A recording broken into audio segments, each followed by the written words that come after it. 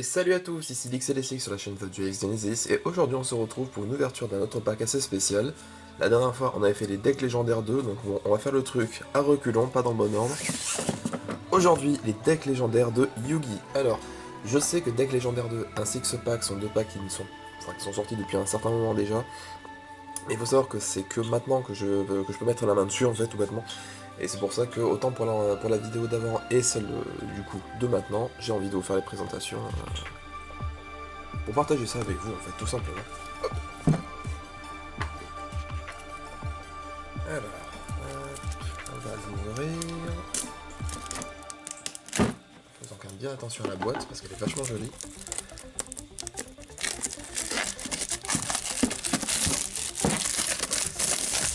Alors, deck légendaire de Yugi, qu'est-ce que c'est? Donc, on va regarder direct là, enfin, vite fait derrière. Désormais, vous pouvez entrer en duel avec les 3 decks utilisés par le roi du jeu. Car oui, la traduction littérale de Yu-Gi-Oh, c'est roi des jeux. Alors, nous avons donc le deck Yugi Exodia, donc c'est celui qui a été utilisé durant tout l'arc du Duelist Kingdom, le royaume des duelistes. Le deck Yugi Battle City, et le deck Yugi Gajei, donc c'est le deck du duel, duel cérémonial de fin, en fait, tout bêtement. Nous avons aussi les 3 cartes de dieu en version originale. Quand je dis bien originale, c'est pas forcément en japonais, anglais ou quoi, mais en version non jouable avec les couleurs, vous voyez, différentes. 3 cartes exclusives et des cartes collector, mais ça, j'y reviendrai après. Hop, allez, on ouvre ça. Ouvrons ce coffret de l'Égypte. Alors, on va faire comme la dernière fois. Alors, donc, nous avons donc le deck Royaume des duelistes, les cartes promo, le deck Battle City avec un très très beau Valkyrion, vraiment très très beau, et le deck cérémonial où on peut apercevoir le magicien du chaos sombre. Son rituel très stylé. Il y en a pas mal, j'ai l'impression. Ouais, on va commencer par les promos.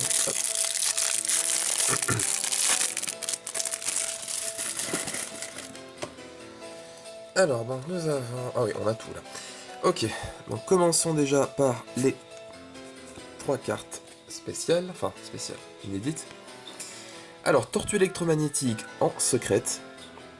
C'est un monstre machine lumière niveau 4, 0 d'attaque, 1008 de def. Durant la battle phase de votre adversaire, vous pouvez bannir cette carte depuis votre cimetière, terminer la battle phase, ceci est un effet rapide. Vous ne pouvez utiliser cet effet de tortue électromagnétique qu'une fois par duel. Ça peut être utile, c'est sympa. Ensuite, Cercueil maléfique, ça c'est une carte qui a été utilisée, il me semble, par Arcana dans le manga. Donc c'est une carte piège. Lorsque votre adversaire invoque normalement ou spécialement un ou plusieurs monstres, ciblez un de ces monstres et un monstre type magicien que vous contrôlez, envoyez les 2 monstres au cimetière, puis invoquez spécialement un monstre ténèbres de type magicien depuis votre deck ou cimetière. Il l'utilise pour invoquer justement son magicien sombre. Et Illusion noire, carte piège encore. Jusqu'à la fin de ce tour, tous les monstres ténèbres de type magicien avec minimum 2000 d'attaque que vous contrôlez actuellement ne peuvent être détruits au combat, leurs effets sont annulés et aussi ne sont pas affectés par les effets des cartes de votre adversaire. Pas mal du tout aussi. Ça, c'est pour les cartes spéciales. Hop. Les mettre par ici. Ensuite, et là c'est la classe, nous avons les 3 cartes du royaume des duelistes, donc voyage dans le royaume. Voilà, il n'y a pas d'expression, rien, c'est juste la collection. Le royaume des duelistes et la gloire de la main du roi. Voilà, je peux aller au royaume des duelistes, aller demander ma récompense à Pegasus maintenant, avec cette carte, c'est la classe, voilà. Non, franchement, c'est 3 cartes qui ne servent vraiment à rien dans un deck ou autre, mais dans une collection, je trouve ça complètement ouf, personnellement. Non, franchement, c'est vraiment une très très bonne idée d'avoir fait ça, c'est vraiment très cool. Vraiment très cool. Donc ça ira dans la collection directe. Ensuite, nous avons un jeton Yugi, qui est vachement sympa. Et à la fin, les 3 cartes des dieux. Vous voyez, avec les couleurs d'origine, tout ça, donc en version non jouable forcément. Avec du coup les dos, vous voyez, de couleurs différentes. Donc par exemple, nous avons Slifer le dragon céleste. Les cieux se déchirent et le tonnerre gronde, annonçant la venue de cette ancienne créature et l'aube du vrai pouvoir. Voilà, si avec une description pareille vous pouvez jouer une carte, franchement vous m'appelez. Hein. Alors, Obélisque le tourmenteur.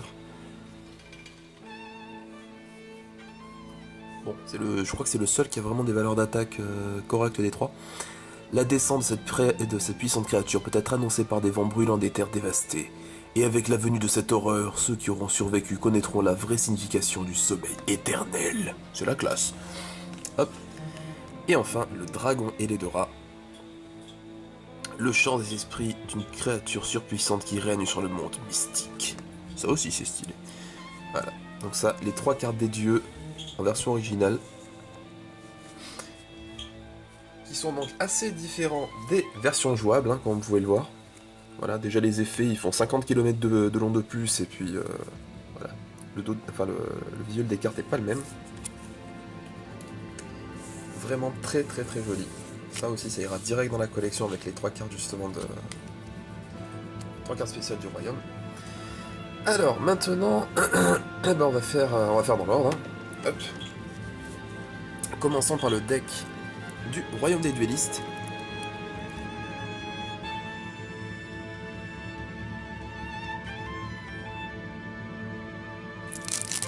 Je sais, j'ai la voix un petit peu cassée, je suis désolé. Hop. Alors, donc nous avons déjà Exodia l'interdit en ultra rare, la jambe droite en ultra, jambe gauche en ultra, bras droit et bras gauche en ultra rare. Donc les 5 parties d'Exodia en ultra, et ça c'est la méga classe. Faut dire ce qui est, c'est quand même ultra stylé. Ensuite, tout le reste c'est en commune par contre. Hein. Soldat du lustre noir, émissaire du commencement, donc on a les deux là, c'est vraiment top. Magicien sombre, l'artwork original, ça c'est cool. Magicienne des ténèbres, Gaïa le chevalier implacable, c'est une carte que Yugi a utilisée un nombre incalculable de fois, crâne invoqué, même chose. Malédiction du dragon, utilisable en fusion avec Gaïa justement. Tortue catapulte, ça aussi il y a des combos qui avaient été faits dans la série, c'était complètement ouf. Gardien celte, Dragon et les gardiens de la forteresse, Lutin sauvage, ça aussi c'est un truc assez emblématique, Gary Castor, même chose. Grifford, un monstre qui n'a pas été beaucoup utilisé mais qui pourtant était effectivement à Yugi.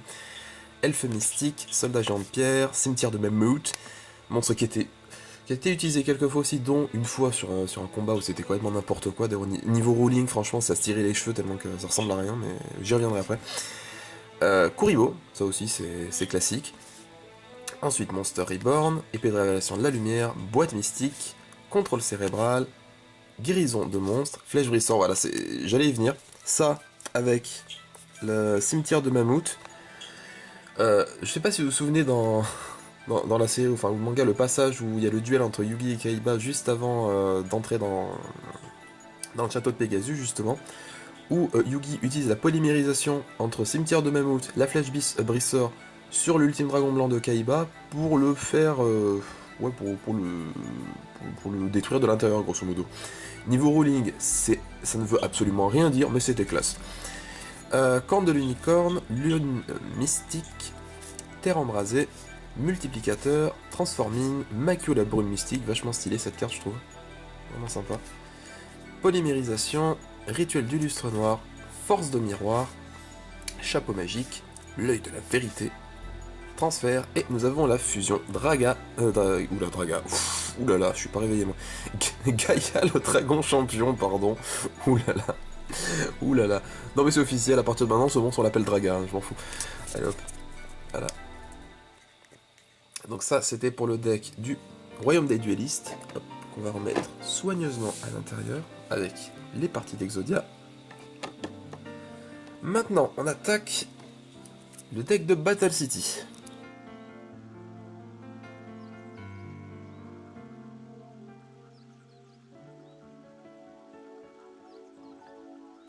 Pour commencer du coup, donc nous avons Valkyrie en guerrier magnétique, donc la fusion d'alpha, bêta et gamma, enfin fusion sans vraiment mettre une parce que ça reste un monstre à effet. 3500-3850, un des premiers gros monstres de Yugi pour le coup. Le magicien sombre, mais l'artwork du magicien sombre rouge utilisé par Arcana, enfin Pandora si vous connaissez la version originale. Vraiment très classe. Vraiment, ce magicien sombre, franchement, l'avoir dans la collecte maintenant, ça fait vraiment super classe, il est vraiment super beau. Magicien des Ténèbres, donc ça c'est l'artwork qu'on avait dans le Duelist Pack de Yugi, si je me souviens bien. Épée de révélation de la lumière en ultra, force de miroir en ultra, ça c'est très très beau aussi. Très très joli. Ensuite, nous avons Buster Blader, Arc Démon de Guilfer, très sympa comme monstre. Chevalier du Valet, Chevalier de la Reine et le Chevalier du Roi. Trois monstres vraiment très très cool.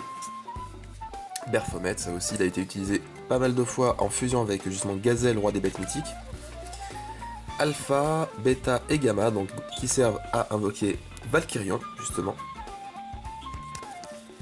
Sentinelle au grand bouclier, le gros monstre bouclier de Yugi avec 2600 de défense, assez ouf aussi. Kuribo, encore une fois. Monster Reborn, Rideau de magie noire, 1000 couteaux, très très bien en deck magicien. Formule magique, même chose, c'est vraiment très très bon ça aussi. Dimension magique, diffusion ondulatoire, double sort, ectoplasme, voleur d'esprit, pot de cupidité. Voilà, je sais plus ce que fait le pot de cupidité, je crois que ça fait piocher 2 cartes. Ouais, c'est ça, c'est 2 cartes, ouais. Ah, c'est... Bon, je sais, c'est pour la blague. Destruction de cartes, échange, guérison de monstres encore, une autre polymérisation, diffusion. Ça c'est utile quand même, mine de rien, dans un deck fusion. Multiplicateur, ensuite chapeau magique, cylindre magique, classique, cercle en temps classique, épée de la force de la lumière pareil, destruction en chaîne, lien spirituel, tragique. Et nous avons en fusion chimère, bête mythique volante. Très sympa. Que je vais déjà personnellement en super rare d'une autre édition, mais très sympa aussi. Hop.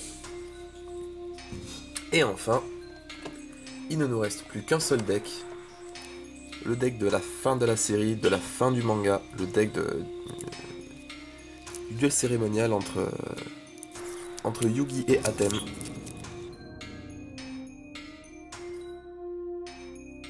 Donc, ici, en ultra, nous avons Magicien du chaos sombre, Magicien sombre du chaos, voilà, encore une fois là, on a les deux. Les deux, franchement, sont sublimes, c'est vraiment des cartes qui sont magnifiques. Magicien silencieux LV8, Magicien sombre, un des premiers artworks, c'est celui qui était dans la légende de Dragon Blanc Bleu, je crois, aussi dans certains des premiers, certains des starter decks de Yugi, mais en version japonaise. Sarcophage doré.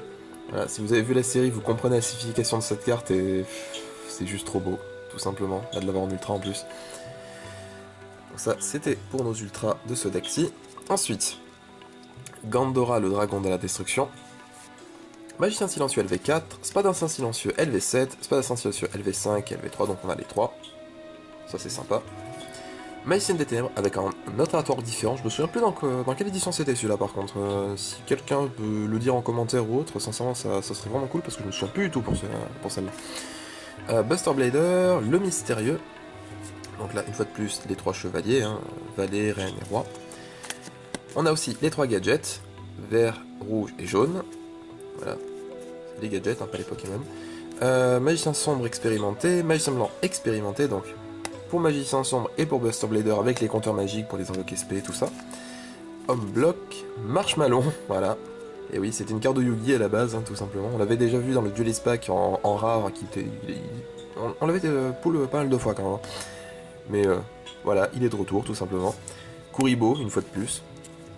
Ensuite, nous avons le Monster Reborn, classique. Épée de révélation de la lumière, carte d'inviolabilité. Voilà. Alors, je vais juste lire l'effet parce que... Alors, bannissez toutes les autres cartes que vous contrôlez et dans votre main, minimum une de chaque. Piochez jusqu'à avoir 2 cartes dans votre main. Voilà, ça c'est le véritable effet de la carte. Dans le manga et dans l'anime, c'est piocher jusqu'à avoir 6 cartes en main. C'est pété. Je comprends pourquoi ils ont changé l'effet, parce que c'est complètement pété. Bon, c'est pour les 2 joueurs, hein, mais c'est complètement craqué. Polymérisation, attaque de magie noire, unité des magiciens, consécration par la lumière et les ténèbres. Putain, elle est tellement stylée cette carte aussi. L'artwork il est tellement beau. Oh la vache. Rituel de magie noire, magie du mystérieux 4, emblème du destructeur de dragon, lunettes de marshmallow, ça c'est sympa, force de miroir, cercle du magicien, hache brisée, fortin la forteresse ambulante, restauration miraculeuse et paladin des ténèbres. On avait eu aussi dans le Duelist Pack de Yugi, si vous vous souvenez. Bon, on l'avait eu en ultra, là il est en commune, hein, c'est un peu moins prestige, mais ça reste quand même très très très joli aussi. Voilà, voilà, donc c'était la petite présentation de ces decks légendaires de Yugi qui, je trouve, sont vraiment très très classe. Pour la collection, franchement, ce pack il est top. Vraiment top. Ah, donc le petit token. Et surtout, le véritable intérêt, bah, c'est déjà les 3 cartes d'odieux, clairement. C'est les 3 cartes d'odieux comme ça. Sans oublier aussi notre petit pass gratuit au royaume des duellistes. Voilà, donc on peut prendre le bateau, on peut se rendre sur l'île et on pourra prendre notre récompense. Voilà, donc il nous tarde de contacter Pegasus pour savoir un petit peu les modalités, tout ça, et puis peut-être y participer. Après, bon, j'ai entendu parler d'histoires par rapport au royaume des ombres, tout ça, enfin c'est pas très rassurant, mais bon, vous savez, toutes ces superstitions comme ça, personnellement j'y crois pas trop, donc bon, on verra bien. Bon, allez.